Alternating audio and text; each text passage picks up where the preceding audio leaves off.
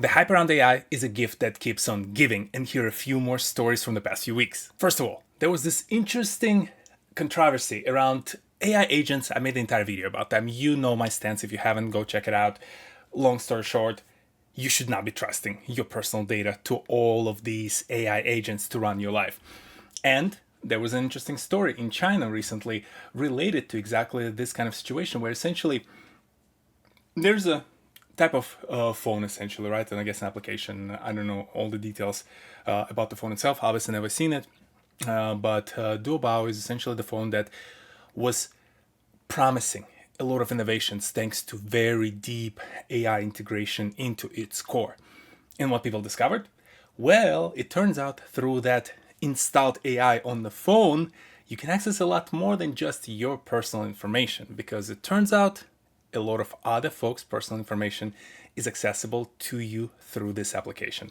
Essentially, whatever they vibe coded within that agent, they did not think about the security and actually saying like things like personal information, bank accounts, like RMB amounts, right?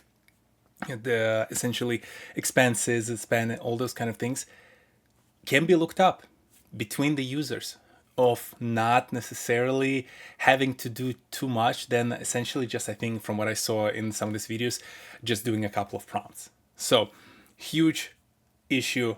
The phone and a lot of its application been essentially shunned and shut off from the access to a lot of other applications, from what I understand, like WeChat and all the other ones, just because they really understood that, hey, you cannot have this kind of thing happening, especially with such a sensitive financial information. I don't know how things work in China. I assume there's going to be also lawsuits to follow, but it's definitely something that I'm concerned about when it comes to people plowing so much information into these vibe-coded AI agents. The security, and we're going to talk about some potential improvements in cybersecurity, but cybersecurity is one of those things that's very hard for them to set up. People yet to solve for this issue. OpenAI and Claude, a lot of these other massive companies, they essentially slowly been editing the language away from their terms of service to suggest that essentially you're on your own, and your exposure to additional security concerns if you're using their applications is your own fault. It's your concern. You should do better. And that's how the stance that they're all taking. So this is just one of those examples where just don't trust those things. Just don't put your personal information, like photos, videos. I guess we can have an argument. I have a YouTube channel. My face is everywhere. Someone wants to create a deep fake of me. There's plenty of content on it, right? But that's the risk I'm taking within line of work that I am in. But from your perspective, just don't put this information in any kind of personal information in one of those applications. Just my personal advice to you. And speaking of security, we had Claude recently being all about like, oh my God, we are about to completely destroy the internet, guys. We developed new Claude Mythos, which is essentially focused on cybersecurity, and it's so good. We're finding errors everywhere. We're finding like we need to get the bankers in the room and meet with them because we need to tell them how risky this is, and they actually did. And the US government supported it, which we just need to look at the list of investors for Anthropic to understand how they could pull it. But that aside, going through this entire like dog pony show, dance, whatever you call it, about how like guys, we have to be careful with Claude. Like it's gonna break everything. No one's gonna get access to it. Only a few companies, so that they can prepare for when we're gonna launch it in the wild, and they're gonna be able to protect themselves. It reminded me of something, and I actually didn't see too many people recall to this part. Do you recognize this guy, Sam Altman, ChatGPT? Maybe you've heard of it. About 9 months ago, he was scared of ChatGPT 5. He was like, boys, hold me back, guys, we need to regulate me. Like, we need to regulate my company. We don't know what's gonna happen. Like, I'm so scared about releasing ChatGPT 5 because I think the world will change, everything's gonna break. Corporate ask you to find the difference in these two pictures. For me, and who knows, I'm open to be proven wrong. And for context, I've mentioned in prior videos at some point, like I've been in the cybersecurity for 6 years. Like I actually really like the industry. It fascinates me. I find it very exciting. I think it's very interesting, kind of like this arms race and intellectual capabilities, right? Of like trying to figure out, okay, on one side, how do you break the system? On the other side, how do you protect against the breakage, right? And I think it's going to continue just to grow. Like if you want my career advice, one I'll give you is that definitely explore cybersecurity. It's only going to get more important over the years. And especially with the proliferation of these AI tools, which are which suck badly at information security, you'll have a lot of job security for yourself in the future if people continue to use them until they get a little bit better at it. And even then, who knows? There might still be new ways to break it, quantum computing and all that stuff, but it's a tangent. For me, this is just a marketing play. This is just a marketing play that Sam Altman tried last year about how like you build up the hype, and I bet money on the fact that we're gonna come to conclusion when this all launched. It was like, yeah, it's decent. It can find some zero-day invulnerabilities. It can help you maybe get a little bit better at it, but I don't think it's going to be nearly as groundbreaking because, again, this guy proved us that marketing play works once or twice to get you the right headlines, and Claude definitely got their news headlines this time around. And next, interesting information, kind of like related now to all of these evolution and development, and more people are using all these tools, is that people start getting really anxious about the token spend, which is funny. And we'll talk about it in a second, that there are a lot of companies actually monitoring token spend and rewarding people for using a lot of tokens. But now a lot of companies also realize, like, crap, this is expensive. We're burning through these tokens. We actually spending money. And my hypothesis on why this is becoming a topic and kind of like part of the anxiety, it's twofold. One, you have the regular users like you and me, right? Who might be just trying to do the work for ourselves. We're trying to work on a project. And these tokens can get very expensive, right? Like you can be burning through thousands of dollars of those tokens on your own personal projects. And that can be taxing to your personal finances. But the other part of it, I think a lot of companies are also now realizing like, hey, we're spending all this money on all these tokens, and what do we have for it? Like, what do we have to show for it? Like, yes, maybe we said we fired a bunch of people because of AI, but again, my opinion on those always stands is that they're just hiding their true financial underperformance, and they're firing people on the pretenses of AI because it just helps the stock go up instead of down in those situations. So I ignore that part, but I think the reality of it is that we yet to see the killer enterprise application for AI, or application of the AI to the extent that actually really boosted the revenue for a lot of these companies. And I think for many of them, this anxiety comes from the fact that like we're spending so much and investing so much that there's not much to show for. And as you know me, I also like to say you're gonna think through this from the perspective of incentives. And to me, if you look at all of these monetization plans across all of these different AI companies, token monetization became kind of like one of those primary things besides the regular subscription service, right? And so for them, it's actually important that people spend and spend and spend more on these tokens, right? So a lot of things that are built into the system, the verbosciousness, like, I think it's a word, using a lot of words. When they present to you the information, all the glazing, all the additional context and all these things, and would you like to do this, would you like to do that? It's like, adds a couple of sentences here and there, a couple of sentences here and there across like a million users. That's a lot of extra tokens that they just burned every single time they gave you the output. And that's why, if you have not heard, there's this whole concept of like caveman AI, where essentially you give the special skill to your, say, Claude instance, and you tell it, okay, use minimum amount of words, abbreviate here, abbreviate this, do not use this, do not use that, essentially exactly for this exact purpose, to like drive down the usage of tokens. And in some cases, it was like 80% decrease in token usage just by telling it to like shut the hell up and actually give you just a straight answer with some proper abbreviations. So it's interesting to see, and this kind of like a seesaw, because the other thing I wanted to call out is the fact that there are actually some people who are token maxing, believe it or not, essentially coming out Visa and saying like 2 trillion, beat my number. We're burning through 2 trillion of tokens every month. We're doing amazing. Our employees are rewarded for massive usage of tokens. And it's a funny in the contrast to like write this story. People hear this dude is stressing out, this dude is there, like, yeah, we're just like, we're making those tokens rain. And again, on one hand, tokens became one of those measures of the performance, right? So many companies who like force, say, their software engineers to use specific tools, right, for coding, they actually monitor their token usage, and you can get called into your boss's office for a meeting in case you are like, falling behind on the token usage.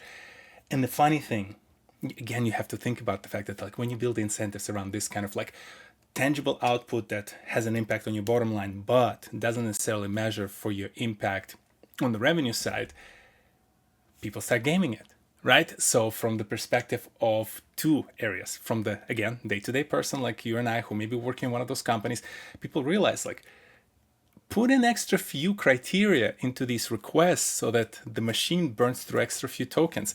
Actually, opposite of caveman. Tell me more. Show me step by step everything that you've done.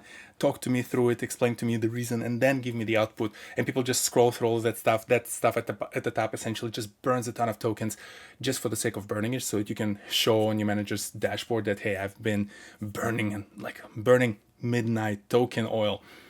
And then the actual output is somewhere at the bottom and could have been done at like 20% of all the tokens spent, but people figured that I gotta do this because people are watching.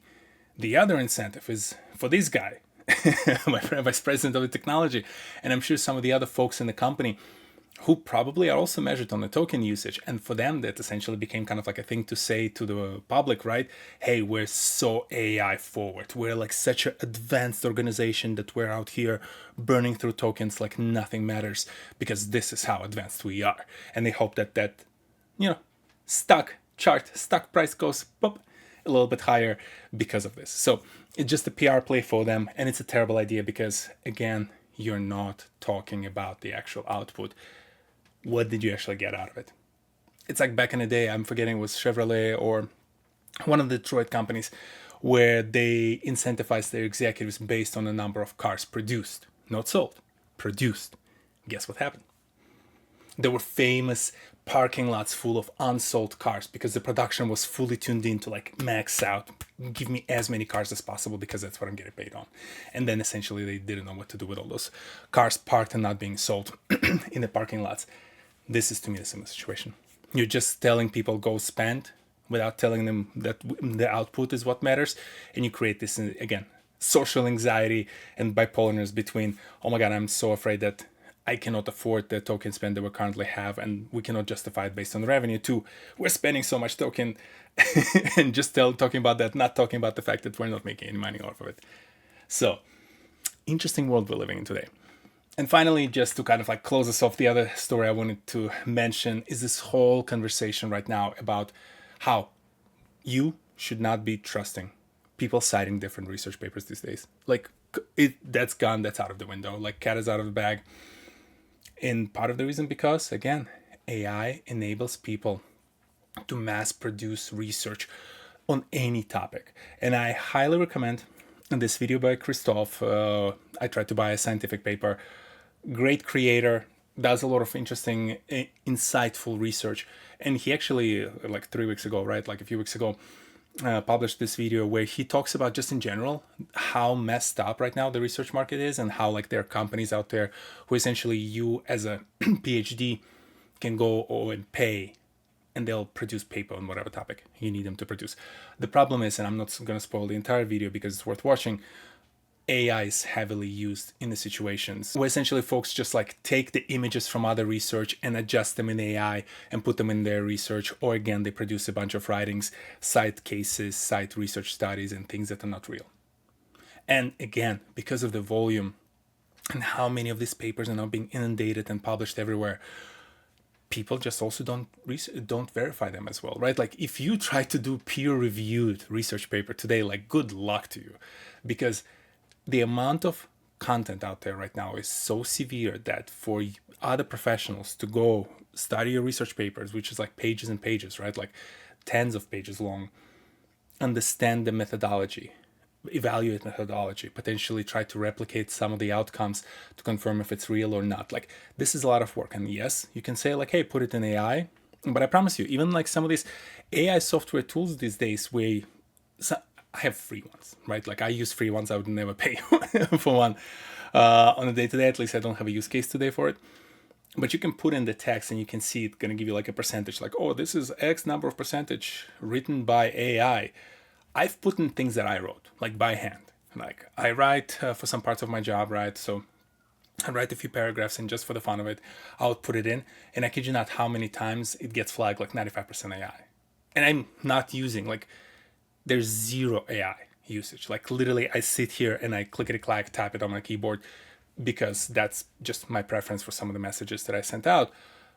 And yeah, these tools just like false positive flag me on this kind of stuff. And so when I saw that kind of like reset my expectation of the fact that like even some of these applications out there right now cannot tell if something was written by AI or not. And there's like articles right now and skills for these AI tools built around how to structure, like skip the M dashes, do this, do that, essentially adjust the copy to the point where it's not going to be recognizable against AI, which makes sense. That was one of the first paths, like steps in the evolution tree of these AI tools, is like, how do you de-AI the copy that it produces?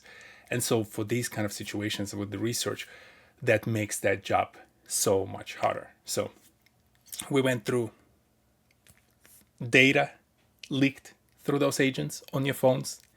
We talked about people faking the urgency around their upcoming launch because they're running out of ideas for their marketing. And of course, we have people getting crazy about the tokens or getting crazy off of tokens. And on top of all of this, we cannot even trust some of the science that's right now out there, or science, right? Like, just all that it tells me, one key takeaway: critical thinking continues to become like the most critical skill that you can develop, like genuinely. And it unfortunately has to be like on borderline paranoia. Like, that's what I think sometimes of myself. I'm like, I'm just like, tinfoil hat away from being in that situation where I'm like, don't trust any of the systems. They're all lie. That's the kind of vibe I'm sometimes catching from myself. But like, why, between that and being the gullible person who is like, freaking out because Claude is saying they're going to break the world after the other dude tried to do the same thing, or freaking out about the fact that like something else is happening in the world, and for marketing purposes or hype purposes, or because the journalists need some clicks on their article, they're going to just completely overstate or exaggerate things. Like, I ain't going to believe that. I'm being very careful about my media diet these days and who actually trust when it comes to this kind of content. And I'm definitely being very considerate about thinking through the incentives. And maybe that's, okay, double takeaway. Critical thinking, but through critical thinking, always one of the easiest ways for you to tell what's going on, ask about the incentives. Who makes the most out of this particular situation, and trace the incentives. Don't listen to the words. Don't listen to all these performance acts. Just listen to the incentives. And when I look at the incentives, 9 times out of 10, my hypothesis turned out to be proven, because of the fact that this is one of the best ways to understand humans always try to pursue their own personal needs and wants. And they will do and say things according to the incentive structures that they build. And so in all of these cases, whether it's token maxing, whether it's promoting your new upcoming model as the one that's going to break the world, don't listen to the words. Trace the incentives and you'll understand where they come from. I'll see you next Saturday, and hopefully the world doesn't end because of Claude Mythos. Peace.